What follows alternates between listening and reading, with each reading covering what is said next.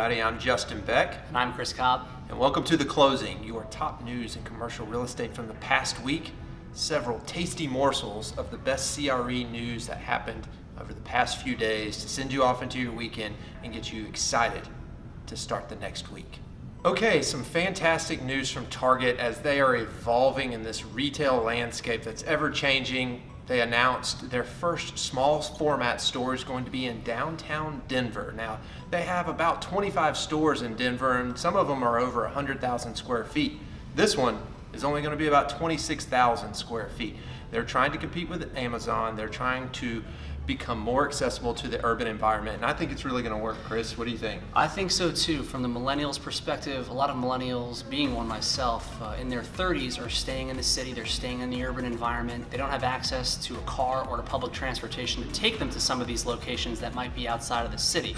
So having access to that within the city is a great way to keep millennials and that generation involved in shopping at Target. Some interesting news out of New York City. One of its most storied landmarks and hotels, the Plaza Hotel, which sits at the southeast corner of Central Park, is going to sell in June for $600 million. Staggering number.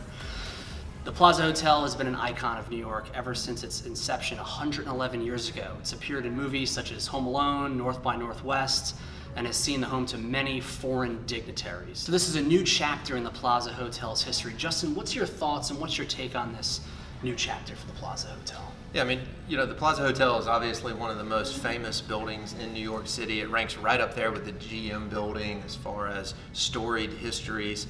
This is closing a chapter for a building that has gone through a lot in the last several years. Through the recession, big plans that did not work out. Now it's trading hands again. So there's no doubt it's going to continue to be one of the best buildings, the most iconic buildings in New York City. And I'm sure that the new buyers are going to have some great plans for it. So it'll be interesting to see what happens. Amazon, which employs 45,000 people in the city of Seattle, has halted construction on their Rainier Square building as the city decides on a new head tax for high-grossing businesses. Now, Justin, what do you think Amazon's trying to do here?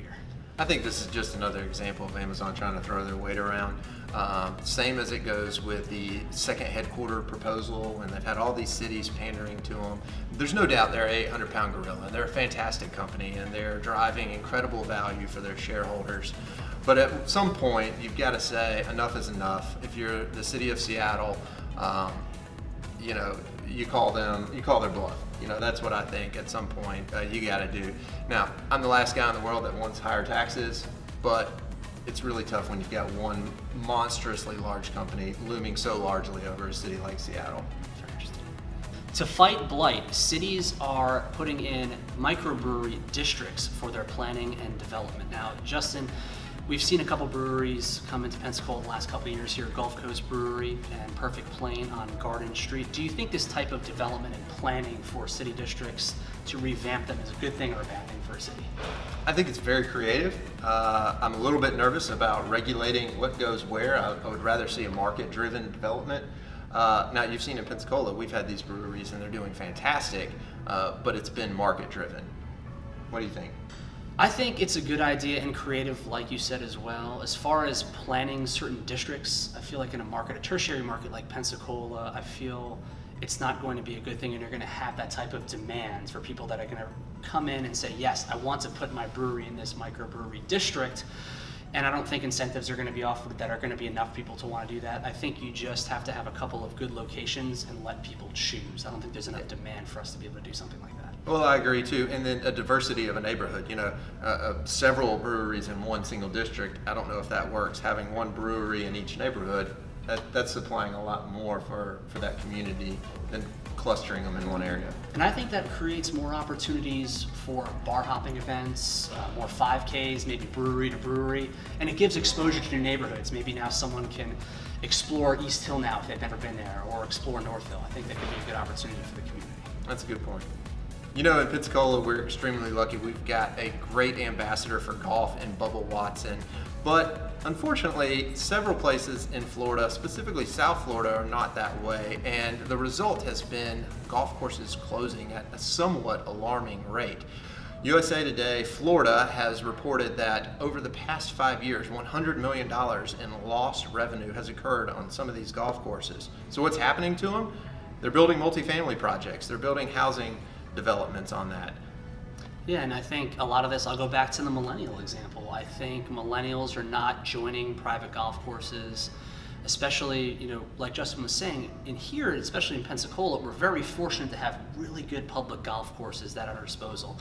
Other states, they really don't have that, and it's very tough for someone to join, especially a millennial, to join those golf courses. And multifamily is good for Florida because millennials are more likely to live in multifamily, and so are the retirement communities. As the baby boomers get older, they're downsizing and maybe moving into multifamily units. I still love it. I always say that real estate is one of the most entrepreneurial businesses in the world, and that it's full of creative and smart people. And this is another example when things change, real estate people get involved and they create better places. So hopefully that's what's happening in South Florida, and hopefully we don't see too much of that happening up here in Pensacola, because we do have those great courses. We do, and I hope they don't go away, but I do love the creativity, like you said, in our industry. If something's not working, repurpose it, find the best and highest, the highest and best use for it. I think it's a great creative example of that. Well, there you have it, everybody. This week's closing, the top news in commercial real estate. Several really cool things happening across the U.S. We talked about the iconic Plaza Hotel. We talked about the 800-pound gorilla Amazon. We talked about little tiny Target stores in Denver. And we even talked about breweries. Lots of exciting stuff going on. We hope to see you back here next week on The Closing.